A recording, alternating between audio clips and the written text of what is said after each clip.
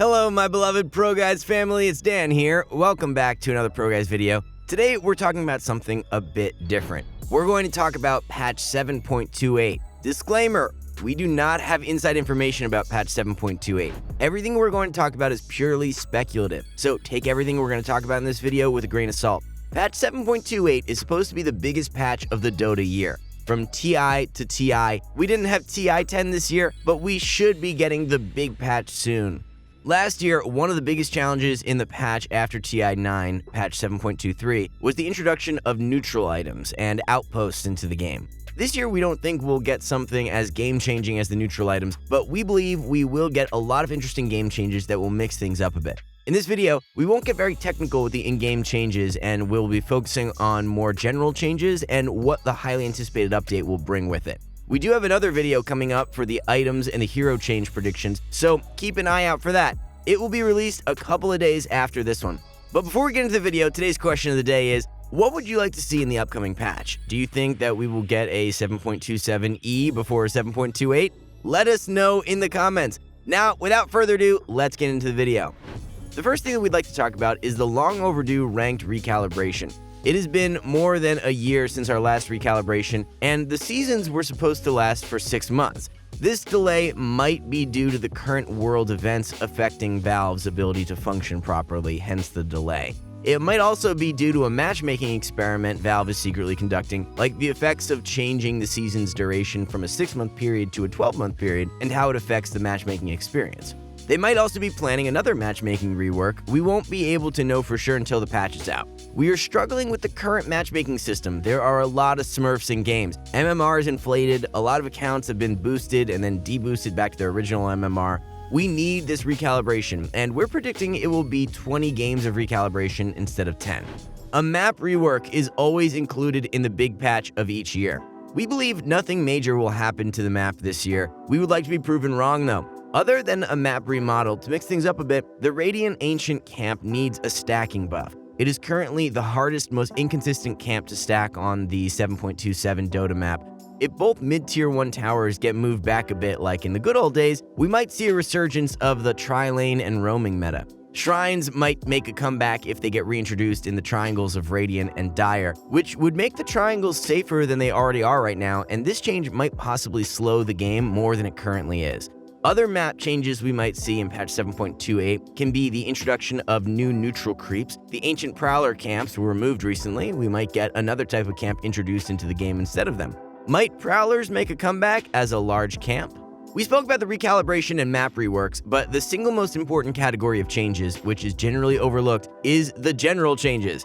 The general changes include everything that isn't related to specific heroes, items, or the map. Economy changes like the kill streak formula, the introduction or removal of general mechanics such as wave cutting, unit mechanics changes such as the armor formula or status resistance changes are all part of the general changes section. With this being a super important category, it is very hard to predict what changes might occur, as this is what defines the general meta sometimes for a whole year. However, we can theory craft how possible changes might affect the meta. If, for example, the early kill XP and gold bounties were reduced, dying on lane wouldn't be as detrimental as it is right now, and this might bring back weak laners into the meta, or maybe even solo offlaners, and would potentially increase the average game duration. If the opposite was implemented, laning would become super important, and drafting strong lanes will be the key to winning games in a patch like that. Also, the average game duration might become shorter. This always catches people off guard, however, it is always enjoyable. Have you guessed it yet? No? Okay, it's hero remodels. There are 2 heroes we predict will get remodeled this year. You probably guessed the first one, Morphling, and the second one should be Tidehunter. Just look at these models and textures, they are horrendous. Valve surprised us with a Dro remodel when Mars got released. Let's hope they treat us with a double remodel for Tide and Morph. The most exciting change of patch 7.28 will be the addition of new heroes. We have heard earlier in the summer of a Reddit user that found evidence of 19 potential new heroes in the game files. The Reddit user made this discovery while data mining the Dota 2 files. Although not all the 19 heroes have details about them in the user's findings, 3 heroes stand out, having not just their ability names in these files, but also their potential talents, suggesting they might be the closest of the 19 heroes to be released. The 3 heroes are Puppet Master, Valkyrie, and Vampire. A lot of speculations have been made about these 3 heroes, and a lot of hidden voice lines give us an idea of what to expect of them. Puppet Master seems to be a hero that mind controls other heroes. He might also have the ability to summon puppets to aid him in battle. He's expected to be either a position 5 or a mid laner. However, if he's OP when released, we might see him being played in all roles.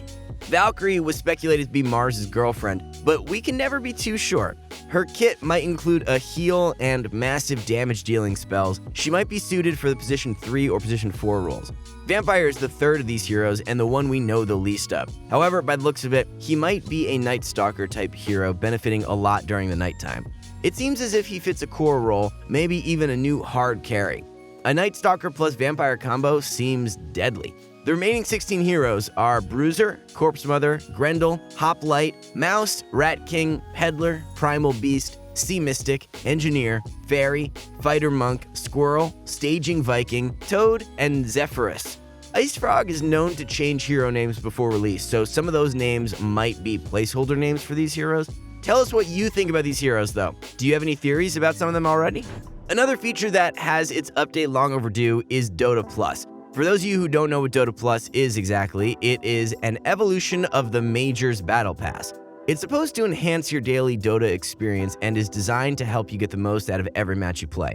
It has great features such as hero progression, plus assistant, free battle cup entry, seasonal terrain, chat wheel sounds, in-game tipping, live spectating, and more. Dota Plus sounds like a great idea.